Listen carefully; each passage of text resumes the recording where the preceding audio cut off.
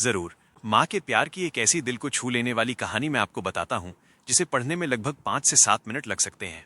ये कहानी एक माँ के त्याग और अटूट विश्वास के बारे में है। ममता का आंचल, कांच की गुड़िया। पहला दृश्य, छोटे शहर की सादगी। रमेश एक छोटे से शहर में रहता था। उसके घर में सिर्फ उसकी माँ शांति देवी थीं। रमेश के पिता का देहांत तब हो गया था जब वो बहुत छोटा था। शांति देवी ने दर्जी का काम करके रमेश को पाला पोसा। उनका सपना था कि रमेश पढ़ लिख कर साहब बनेगा। रमेश पढ़ाई में बहुत होशियार था, लेकिन उनकी आर्थिक स्थिति हमेशा एक बड़ी चुनौती थी। जब रमेश की 12वीं की परीक्षा थी तो शहर में एक बड़ा फैशन शो होने वाला था। शांति देवी को उस शो के लिए महंगे डिजाइनर कपड़े सिलने का ठेका मिला। दूसरा दृश्य, अनवरत मेहनत। शांति देवी रात दिन काम करती थीं। उनकी पुरानी सिलाई मशीन रात की खामोशी में भी चलती रहती थी। रमेश उन्हें देखकर कहता, माँ, थोड़ा आराम कर लो, इतनी रात तक क्यों जागती हो? माँ मुस्कुराकर कहती, बेटा, ये कपड़े वक्त पर देने हैं, इन्हीं पैसों से तेरी आगे की पढ़ाई होगी। तू बस अपनी पढ़ाई पर ध्यान दे। मेरा आराम तो तू जब बड़ा अफसर बनेगा तब होगा। लेकिन इतना ज्यादा काम करने की वजह से एक रात सिलाई करते करते उनके हाथ से एक कीमती कांच की शीशी, जो फैशन शो के एक जरूरी कपड़े पर लगनी थी, जमीन पर गिरकर टूट गई।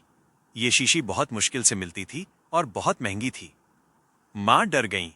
ये नुकसान बहुत बड़ा था। तीसरा दृश्य, टूटे सपने का दर्द। अगले दिन जब उन्होंने फैशन शो के आयोजक को ये बात बताई तो वे बहुत नाराज हुए। उन्होंने मां को सारा भुगतान देने से मना कर दिया और उल्टा उन पर जुर्माने की मांग की। शांति देवी के पास कोई रास्ता नहीं था। वो समझ गईं कि अब वो रमेश को शहर से बाहर बड़े कॉलेज में नहीं भेज पाएंगी।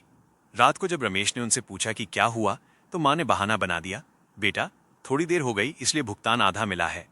कोई बात नहीं, अगले साल तेरी फीस भरने के लिए काम करूंगी। रमेश को लगा कि उसकी मां झूठ बोल रही है, पर वो चुप रहा। चौथा दृश्य, अनमोल बलिदान। अगले हफ्ते रमेश को शहर के बाहर के एक बड़े कॉलेज से एडमिशन लेटर मिला।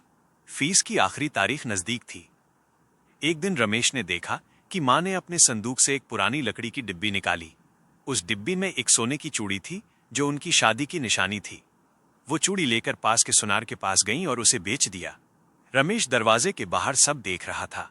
जब मां घर लौटी तो उनके हाथ में कॉलेज की फीस भरने लायक पैसे थे। मां ने रमेश को गले लगाया और कहा, बेटा, ये ले, जा और अपना सपना पूरा कर। ये मत सोचना कि पैसे कहां से आए, बस इतना जान ले कि तेरा सपना मेरी दुनिया की सबसे कीमती चीज से ज्यादा कीमती है। रमेश की आंखों में आंसू आ गए। वो जानता था कि मां ने अपने जीवन की आखिरी निशानी उसके भविष्य के लिए बेच दी थी। उस दिन रमेश को एहसास हुआ कि मां का प्यार सिर्फ दुलार नहीं, बल्कि एक अटूट, निस्वार्थ बलिदान है, जिसकी कीमत किसी सोने की चूड़ी या कांच की गुड़िया से नहीं आंकी जा सकती। उपसंहार। रमेश ने उस कॉलेज में पढ़ाई की और मेहनत करके एक बड़ा अधिकारी बना। सबसे पहले उसने अपनी मां के लिए एक छोटी सी सिलाई मशीन खरीदी, लेकिन मां ने उससे कभी काम नहीं किया। जब रमेश ने मां से पूछा कि आप काम क्यों नहीं करती, तो मां मुस्कुराई, बेटा, मेरा काम तो पूरा हो गया। मैंने तुझे वो बना दिया जो मैं बनाना चाहती थी। अब मेरी सबसे बड़ी खुशी तेरा चेहरा देखना है। मां का आंचल सिर्फ एक कपड़ा नहीं, बल्कि त्याग, विश्वास और अटूट प्रेम की सबसे पवित्र और अनमोल निशानी है। यह कहानी मां के समर्पण को दिखाती है। क्या आप मां के प्यार पर आधारित कोई कविता सुनना, पढ़ना चाहेंगे?